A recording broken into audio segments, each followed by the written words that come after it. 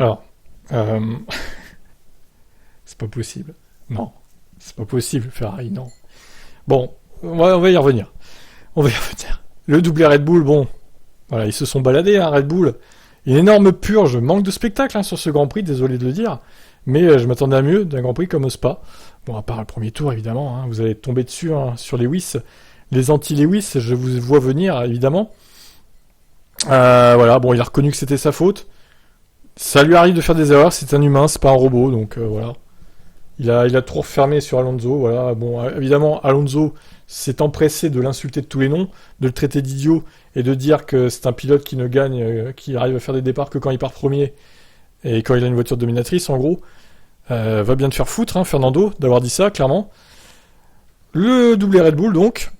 Russell, alors, Sainz P3, très loin des Red Bull quand même.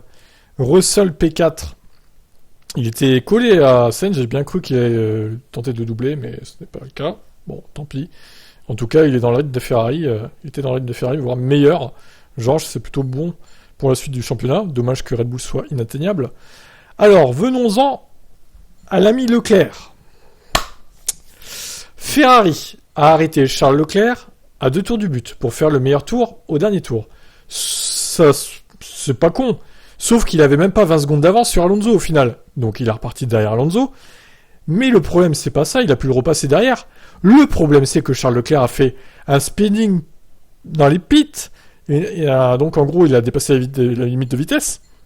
Donc il s'est pris 5 secondes de pénat. Donc Alonso est repassé. Donc Alonso 5ème. Putain, c'est pas possible.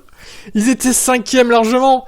Et là, ils perdent encore un point bêtement en voulant tenter le point du meilleur tour. Mais sérieux, mais incroyable. Comment on peut faire des conneries pareilles? En plus, ils avaient pas fait de merde de la course. Ils communiquaient bien avec Leclerc et tout. Ferrari, c'était plutôt pas mal, je trouvais. Mais ils gâchent tout à la fin. Sérieux, quoi. C'est pas possible, putain. Donc, et en plus, il finit devant Ocon de justesse, hein, pour 7 dixièmes quand même, hein, à cause de cette pénale-là. Donc Ocon 7ème devant Vettel, Gasly, Albon. Incroyable, Gasly donc dans les points. Vettel aussi, 8ème, c'est pas mal. Et Albon qui a bouchonné tout le monde, qui finit 10ème aussi. Stroll, il devait être énervé derrière, il a passé toute la course derrière lui, quoi. Norris 12ème, les McLaren nulle part. Tsunoda 13ème, Zhou 14ème, Ricardo 15. Les deux As, Magnussen, Schumacher. Latifi, Bottas et Hamilton. Donc, alors, Latifi qui explose Valtteri Bottas. Le mec, il a même pas eu de pénalité, hein, je crois pas en tout cas. Donc ça, c'est pas normal et il a fait abandonner quand même. C'est juste pas possible. Un pilote pareil, faut qu'il dégage aussi de la F1, lui. Il serait temps. Hein. Et Hamilton, donc voilà, qui a abandonné malheureusement. Sur ce crash avec Fernando, son grand ami. C'est pas ça qui va solidifier leur relation. Améliorer leur relation, on va dire.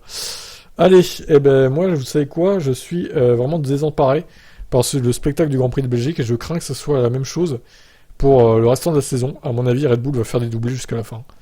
Et ça va être des purges les Grands Prix jusqu'à la fin. Je suis peut-être pessimiste, mais c'est comme ça que je vois les choses. Dites-moi ce que vous en pensez. Ciao.